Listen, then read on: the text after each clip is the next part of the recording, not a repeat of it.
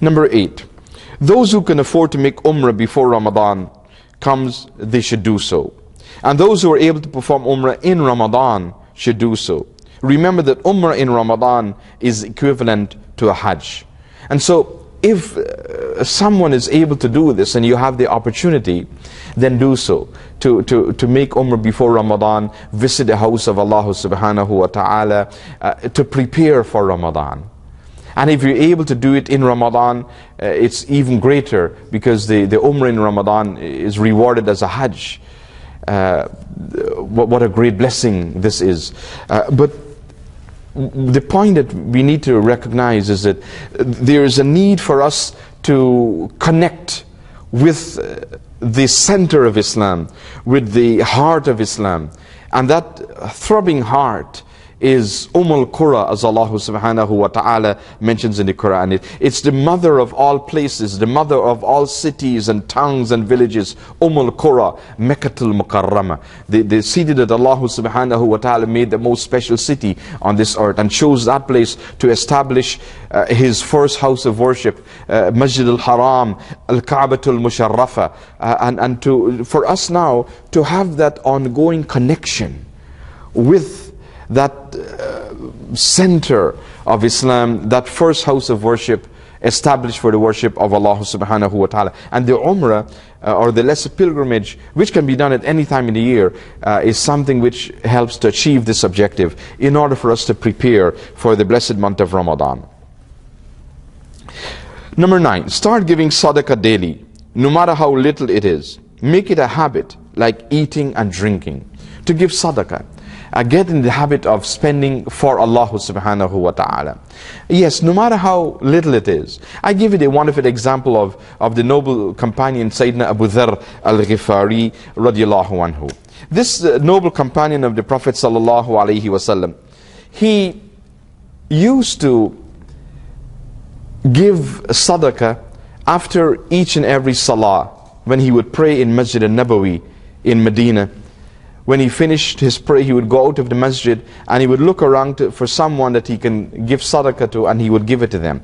And he wasn't a wealthy person by no means. Oftentimes it may just be a date or a few dates that he would give to someone with the need of Sadaqah.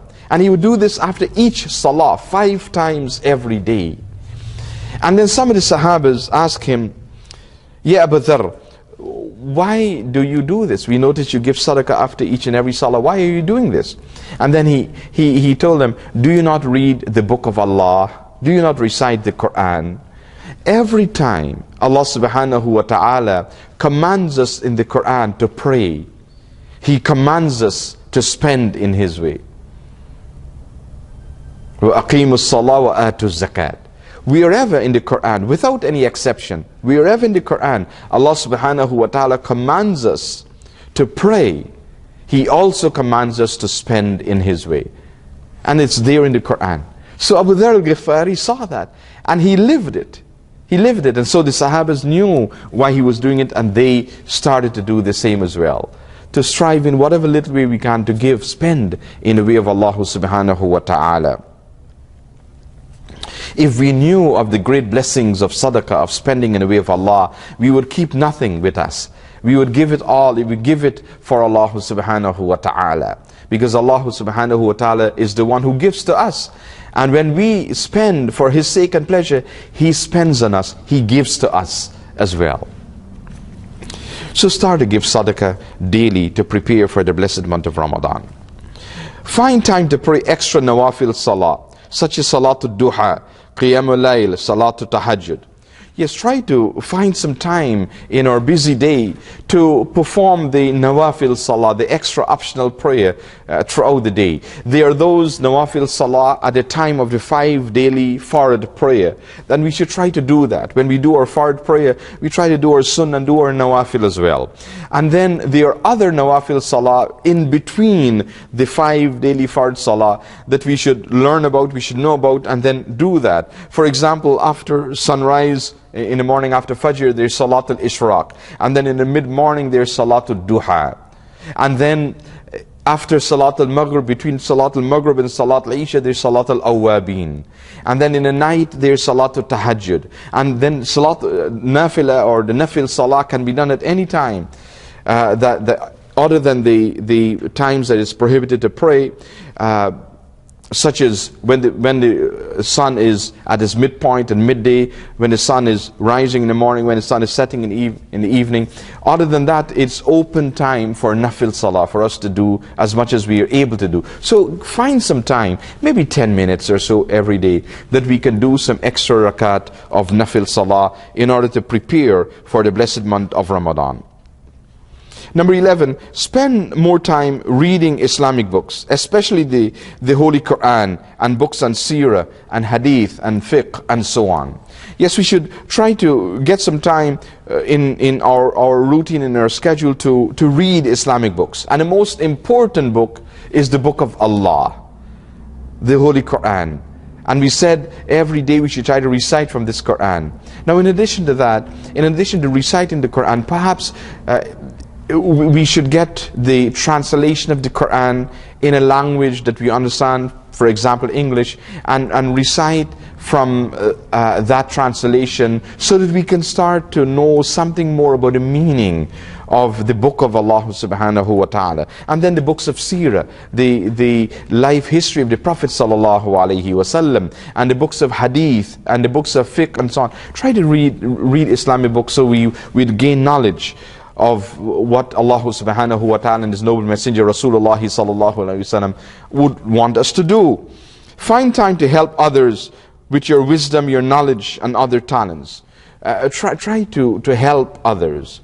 Try to help others in whatever way you can. Allah subhanahu wa ta'ala has blessed you in many ways with many things. The knowledge that you have, the skills that you have, the experience that you have, the know-how that you have, the things that you're able to do, the wealth that you have and so on. Allah subhanahu wa ta'ala has blessed each one of us in different ways with many things. And it is good for us to spend some time trying to help others. Pass on some of the things that we've gained in life as a blessing from Allah subhanahu wa ta'ala. Pass it on to others. Find some time to help others. And this is an important thing to do, to prepare for this blessed month of Ramadan, and to do this khidmah or service for the deen. And always do it with the niyyah that we want to gain the good pleasure of Allah subhanahu wa ta'ala. We want to follow in the footsteps of the Prophet sallallahu alaihi wasallam, to do things to help other people. Remember this beautiful hadith of the Prophet alayhi salatu wasalam, in which he says, "Inna abwab al-khayr lakathira." Verily the gates to goodness are many, are numerous, are countless. Yes, so now I'm mentioning so many things that we should do, and you may wonder, how would I find time to do all of these things in my day? But the moment you start, and the first step is this niyyah that we should have in our heart to do these good things for Allah subhanahu wa ta'ala. And once we have this sincere niyyah and we make this effort to do it, Allah subhanahu wa ta'ala would open the doors for us to do these many good things. And may Allah subhanahu wa ta'ala bless us to be from Ahlul Khair, from the people of goodness, from Ahlul Ihsan, people who would do good things for Allah subhanahu wa ta'ala. And may Allah subhanahu wa ta'ala help us to prepare for the month of Ramadan and enjoy the blessings of the great month of Ramadan. Ameen ya Rabbil Alameen. Wa sallallahu ta'ala ala Sayyidina Muhammadin wa ala alihi wa ashabihi ajma'in. Wassalamu alaikum wa rahmatullahi wa barakatuh.